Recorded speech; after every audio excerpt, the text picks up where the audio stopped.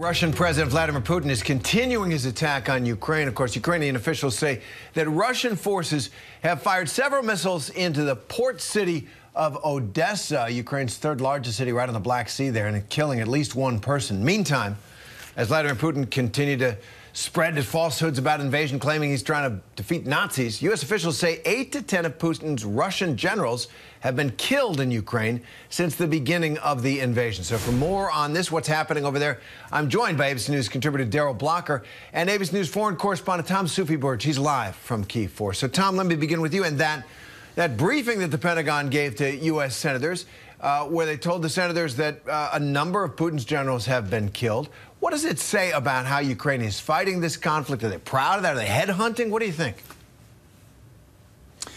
Hi, Terry. Well, look, I mean, I think there's two theories for why Ukraine has managed to kill such a high number of Russian generals, according to these reports, in such a short period of time. The first one is that U.S. intelligence has possibly enabled the Ukrainian military to pinpoint where these generals are. The second is down to the command structure within the Russian military. It's pretty top-heavy. That means that only the top brass can make significant decisions. And with their defeats, they've been drawn, therefore, more and more onto the battlefield and into more precarious positions. And to put simply, really, I think it's highly significant. Any military cannot afford to lose a high number of senior commanders during wartime. And Daryl, you know, killing generals, for people who don't follow this, I mean, we have had in our history a number of generals killed in the Civil War, Stonewall Jackson, I think John Sedgwick on the Union side. But as a former CIA field operative, what do you make of this intel? And is this something that Ukraine is a win, or how is this impacting the war in general, do you think? I think the impact has several layers to it. Of course, it's got to be debilitating to the general command within the Russian Federation. It's got to be debilitating to the troops that are following them. The fact that some of this information leaked out there, and whether it's true or not, gets lost in the actual delivery of this message, I would focus less on the number of generals and focus more on the fact that Putin truly has painted himself into a corner, and it is actually to his advantage to continue to move forward, because pulling his forces out would have to it would force him to address all the lies that he's been telling since, late March. Yeah, he's put himself in a terrible spot, as you say. Tom, let's talk about Odessa. What's the significance of that city? What do the Russian attacks tell us? Well, I mean, it's hard to see what Russia was targeting once again when it hit Odessa with missile strikes late last night and into today. They hit a shopping mall,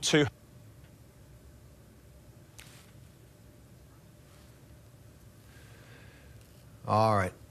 I think we're having some trouble from Kyiv. We'll go back to Tom in a minute. Daryl, what do you think about Odessa? What's the strategic importance of it? What's Putin doing there?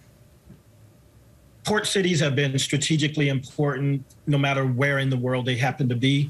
Odessa has been a warm water port for a very long time. Russia has not been shy about its intentions.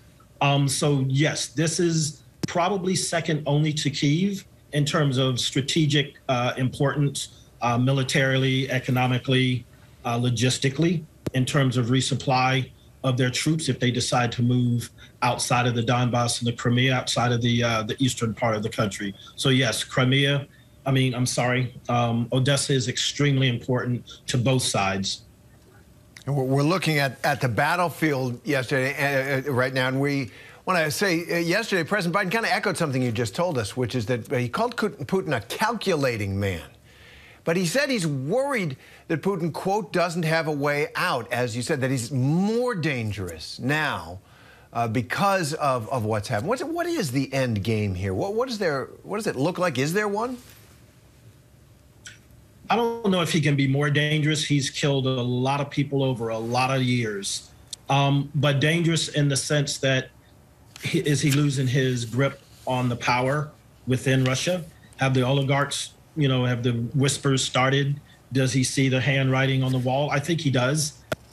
Personally, I don't think he'll be the president of Russia come January of 23, but we'll see.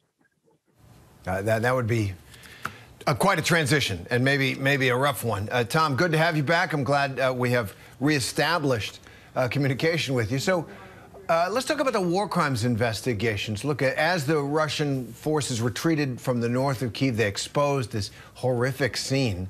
What can you tell us about where the investigations are? How much of them will be conducted by Ukraine for national trials? How much maybe by the International Criminal Court for international trials? What's the status there? Yeah, Terry, I mean, the Ukrainians are getting international support. French police are currently in the country. They're also being supported by other countries and representatives from the International Criminal Court.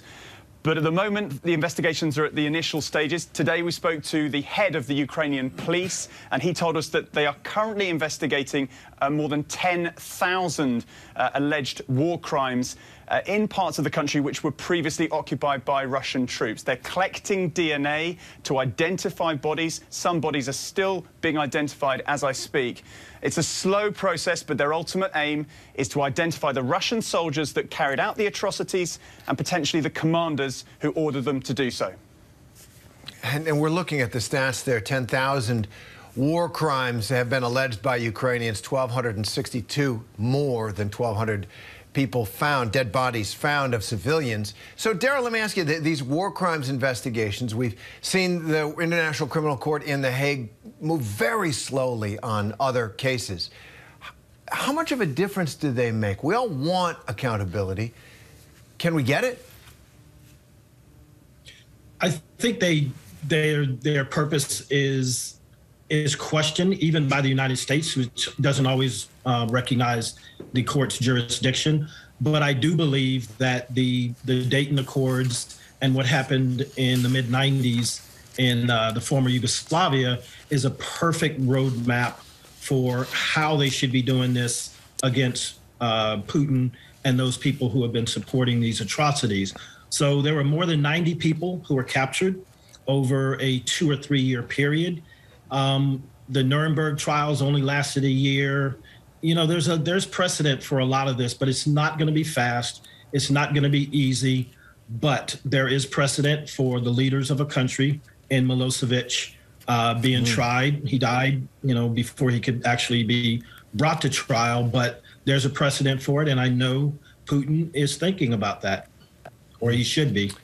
And the victims and their families cry out for justice there. Tom and Daryl, thanks very much. Tom, stay safe please. Hi, everyone. George Stephanopoulos here. Thanks for checking out the ABC News YouTube channel. If you'd like to get more videos, show highlights, and watch live event coverage, click on the right over here to subscribe to our channel. And don't forget to download the ABC News app for breaking news alerts. Thanks for watching.